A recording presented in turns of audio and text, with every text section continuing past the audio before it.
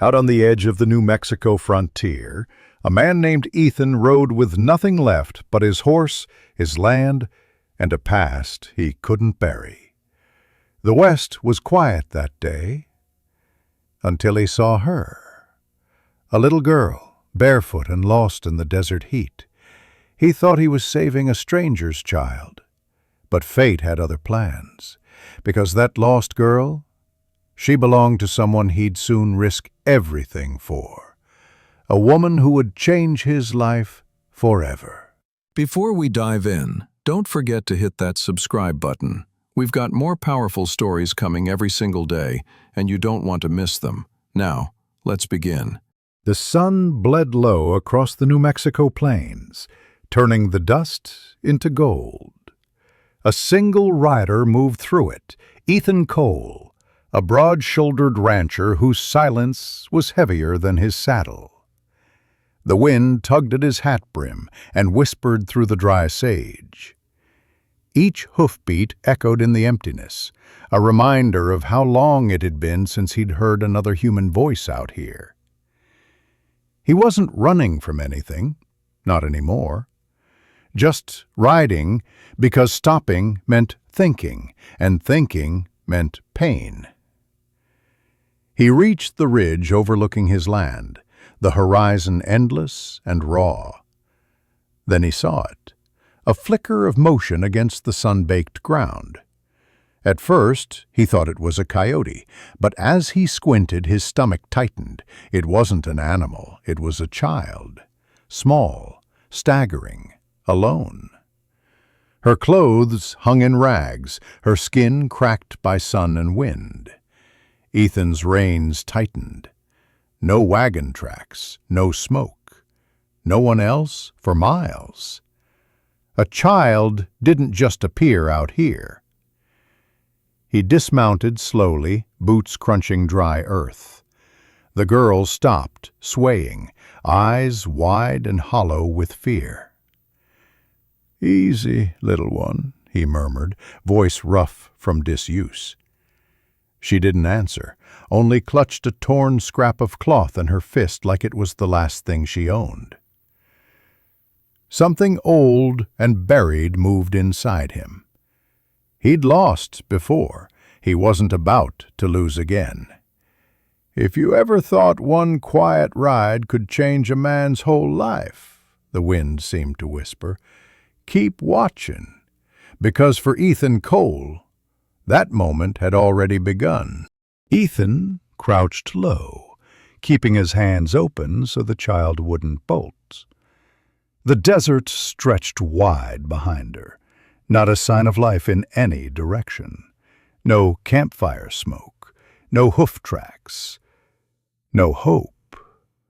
She was trembling, her lips cracked, cheeks streaked with dust and tears.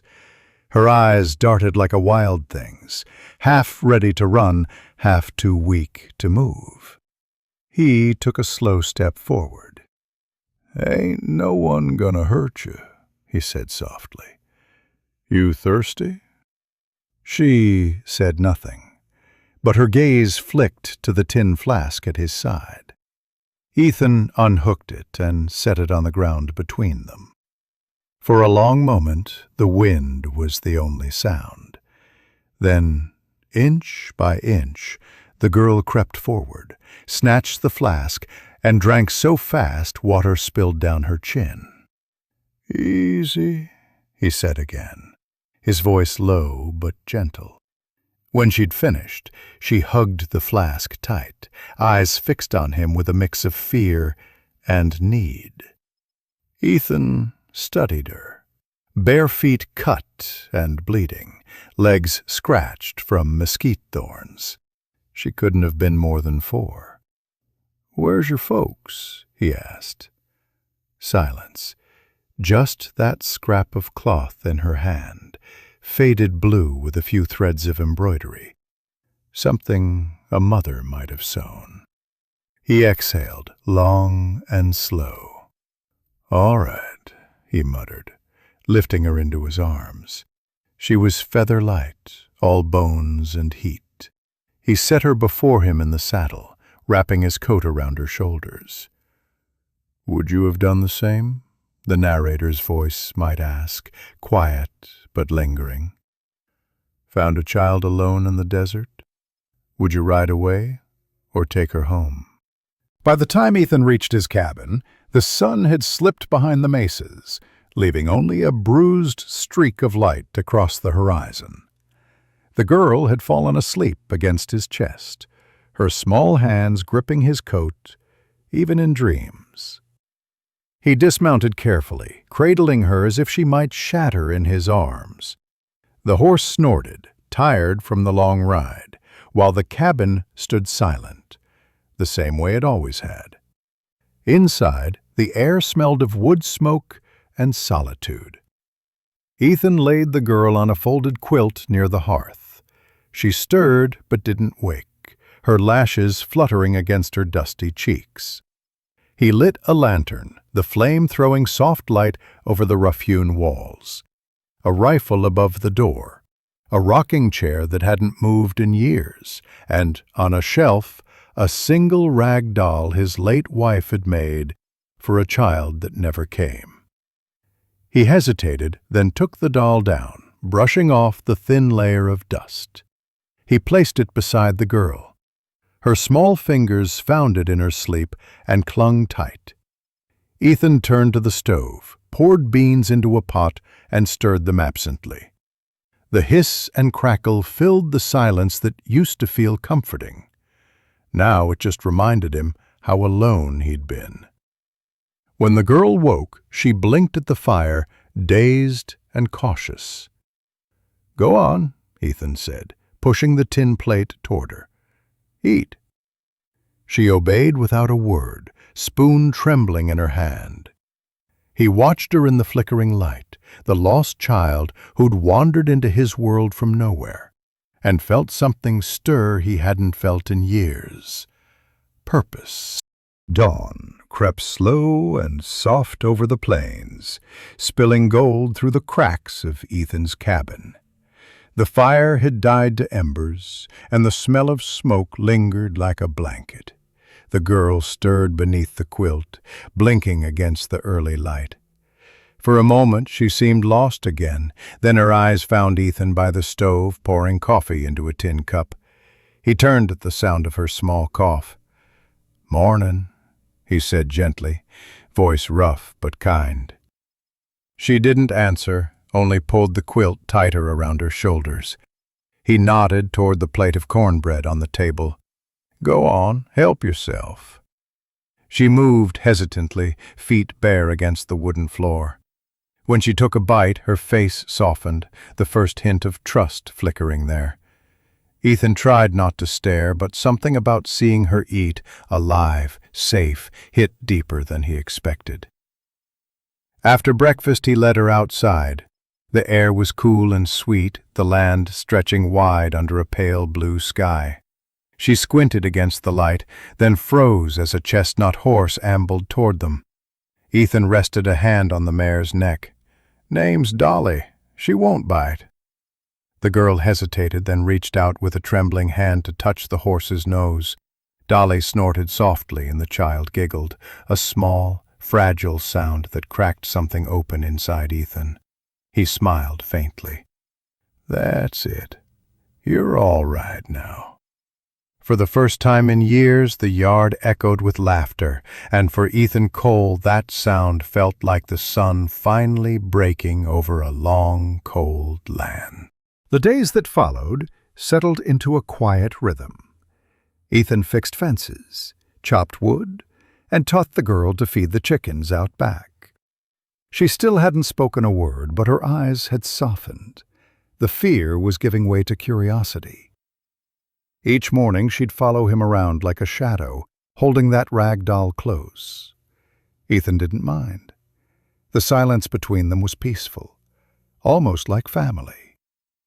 But on the fifth day something changed. The wind came from the south, dry and restless.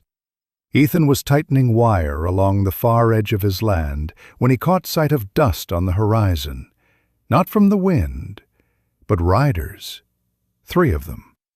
moving slow, scanning the ground. He froze, one hand on his post hammer, eyes narrowing. They weren't cowhands or travelers. Too quiet, too deliberate. Bandits, maybe? Or worse. Ethan watched until they crested a hill and disappeared behind the mesquite. When he rode back, the girl was sitting on the porch, braiding the doll's hair. She looked up, sensing his unease. He forced a calm smile. "Everything's fine," he lied, but his hand hovered near the rifle leaning by the door. That night he couldn't sleep. He sat by the window, lantern dimmed, watching the horizon. Coyotes howled far off, but the land stayed empty. Still, his gut twisted. Trouble was circling. He could feel it. He looked toward the hearth where the girl slept soundly, clutching the doll. He'd promised himself not to care again. But the world outside was ruthless, and he wasn't about to let it take her, too. The evening came with a strange stillness. No wind, no sound, only the restless creak of the porch boards beneath Ethan's boots. He stood outside the cabin, eyes tracing the dying sun as it sank behind the red mesas. The girl, sitting by the doorway, hummed softly to her doll, unaware of the weight pressing on him. The memory of those riders hadn't left his mind. Then, as the light dimmed, movement caught his eye along the ridge, a figure, alone, stumbling but determined, making its way toward the cabin. Ethan's hand went to his rifle. He waited until the shape drew closer. It wasn't a rider, it was a woman. Her dress was torn and dust-streaked, her hair long, tangled, and heavy with sand. She walked like she'd crossed half the desert to get there. When she finally reached the fence, she collapsed to her knees, gasping for breath. The little girl froze, eyes wide. Then she dropped the doll and ran forward, shouting a single word that tore through the quiet, her first sound since he'd found her. The woman looked up, tears spilling down her face. She opened her arms, and the girl flew into them. Ethan lowered the rifle slowly, his heartbeat thudding in his ears. He didn't need words to understand. The woman was her mother. Lucia clutched the child to her chest, murmuring in a language Ethan didn't know but didn't need to. Relief, grief, love, it was all there. He stepped forward, unsure what to say, feeling something stir deep within him. "But who is this woman?" the voice in the wind might whisper. And why does Ethan feel something awaken inside him, something he thought was gone forever? Don't miss what happens next. The cabin glowed in the amber light of the fire. Ethan sat at the table, hands clasped, while the woman, Lucia, held the child close, speaking in soft tones. The girl's eyelids fluttered, exhaustion overtaking her, and soon she was asleep in her mother's arms. Lucia looked up at Ethan, her eyes rimmed red but steady. In broken English, she told him what had happened. Raiders, a band of outlaws that swept through settlements along the valley, had attacked her home. Her husband had been killed, trying to protect them. She had fled with her daughter, but in the chaos they were separated. She'd been searching ever since, walking for days with no food, no water. Just the hope her child might still be breathing somewhere under that wide, merciless sky. Ethan listened, jaw tight, the firelight carving hard lines in his face. He'd seen that kind of cruelty before. It never got easier to hear. When Lucia's voice broke, he slid a tin cup of water across the table. "You're safe now," he said quietly. "Both of you." She nodded, eyes glistening. For the first time, she seemed to exhale, a slow, shuddering breath that carried both sorrow and relief. Outside, the coyotes called, but inside that cabin, The silence had changed. It wasn't loneliness anymore. It was the fragile beginning of something new. Two souls, both broken by loss, finding shelter in the same small flame. A week later, Ethan saddled up for supplies.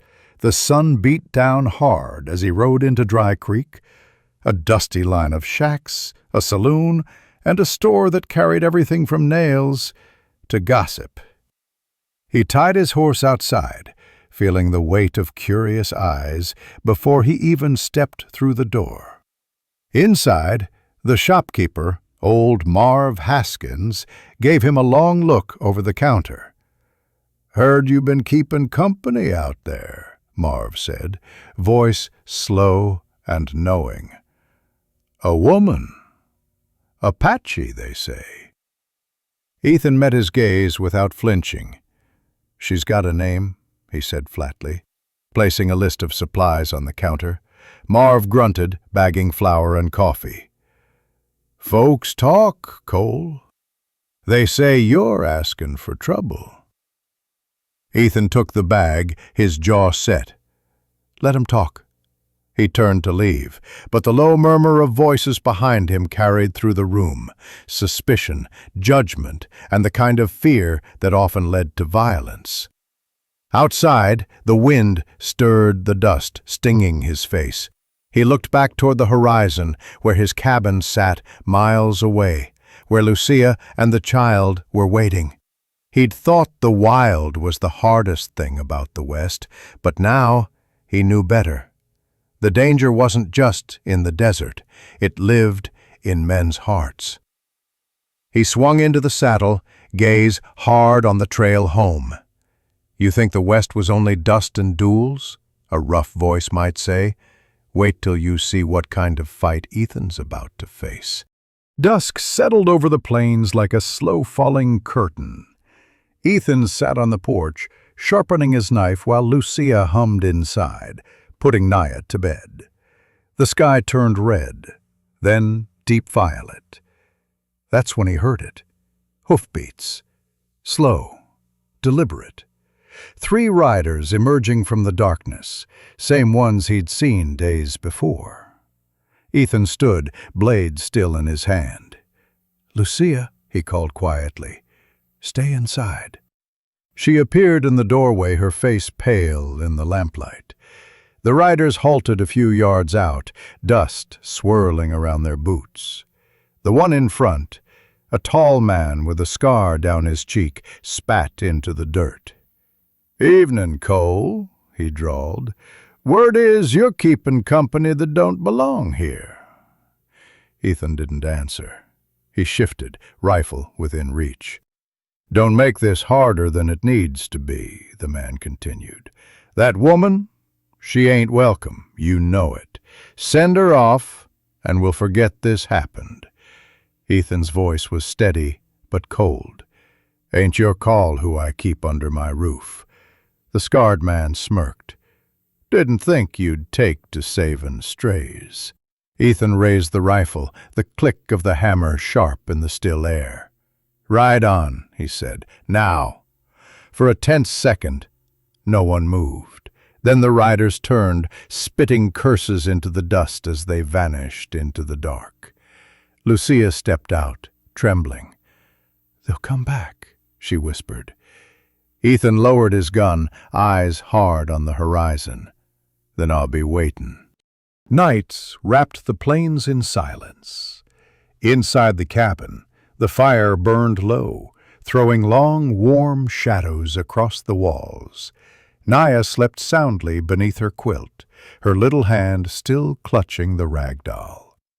Ethan sat nearby, staring into the flames, his rifle resting by the door.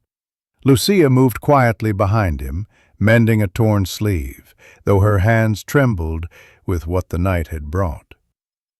When she finally spoke, her voice was soft. "You risked your life for us." Ethan didn't look up. Wasn't any choice to make. She set the fabric down and knelt beside him. "You could have turned us away. Many would have." He exhaled, slow and heavy. "I've done my share of walking away, Lucia. Never brought me peace. Not once." The fire popped. Their eyes met, his weary and guarded, hers full of gratitude and something deeper. For a long moment neither spoke. Then she reached out, her hand resting over his. "You've given us safety," she whispered. "You've given her a home." Ethan turned his hand, fingers brushing hers. "You gave it back to me," he said quietly. The space between them vanished. The kiss was hesitant at first, soft, trembling, then sure. It wasn't born of desperation, but of two souls that had survived too much loss to lie any more. "If you believe some hearts can find love again," the voice might murmur, "no matter how much pain they've seen, keep watching. Their story's just beginning." The sky broke open that night, thunder rolling like cannon fire over the plains.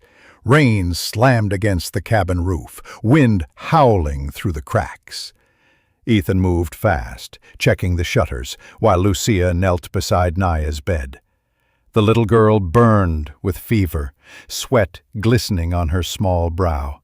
Her breathing came shallow and sharp, each gasp a dagger to her mother's heart. Lucia dipped a cloth in cool water, pressing it to her daughter's skin. "She's burning," she whispered, voice cracking. "Ethan, she's burning too hot." He knelt beside her, jaw tight. "We'll get her through this," he said, though his voice trembled. He poured more water, stoked the fire to warm broth. Outside, lightning split the sky, flashing through the window and lighting their faces. Fear and determination carved in shadow. Hour after hour they worked side by side. Lucia murmured prayers in her native tongue, while Ethan sat behind her, one steady hand on her shoulder, grounding her when her tears came. He'd buried one family, he wasn't about to lose another. By dawn the storm quieted to a gentle drizzle. The fever broke, Naya's breathing slowed, evened out, her tiny hand reaching for her mother's. Lucia let out a sob, one of relief this time, and pressed a kiss to her daughter's forehead. Ethan leaned against the wall. Exhaustion etched deep into his face. But when Naya stirred and whispered, "Pa," for the first time, his breath caught. Lucia turned toward him, eyes wide. No words were needed. That one word bound them tighter than any promise ever could. Spring came slow to the desert, greening the edges of the land and softening the harsh wind. The cottonwood near the creek had leafed out again, its branches swaying gently above a small wooden cross, the resting place of Ethan's past. He stood there now, hat in hand, watching Lucia kneel to place a bundle of wildflowers at the base. Naya danced nearby, chasing a butterfly, her laughter ringing bright through the morning air. Lucia rose and stepped beside him, her hand brushing his. "She would have liked the flowers," she said softly, eyes on the grave. Ethan nodded. "Yeah, she would have." He swallowed hard, the ache still there, but gentler now. Not an open wound, just a scar that no longer hurt to touch. They walked back toward the cabin, sunlight spilling over the roof, smoke curling from the chimney. The porch was lined with drying herbs, small footprints in the dust, and the smell of bread baking inside. Life, real, warm life, filled every corner again. Naya ran ahead, clutching her doll, and turned to call out, "Come on, Ma! Pa!" The words rolled off her tongue as if they'd always been hers. Ethan froze, then smiled, the kind that reached all the way to his eyes. Lucia slipped her hand into his. "We made it," she whispered. He looked out at the land, his land, their home, and nodded. "Yeah, we did." The wind stirred the cottonwood leaves behind them, whispering through the valley like a blessing. Sometimes the West didn't forge legends with guns, but with mercy. Thank you for watching till the end. Don't forget to subscribe for more stories like this. We'll be dropping brand new powerful stories every single day. See you on the next one.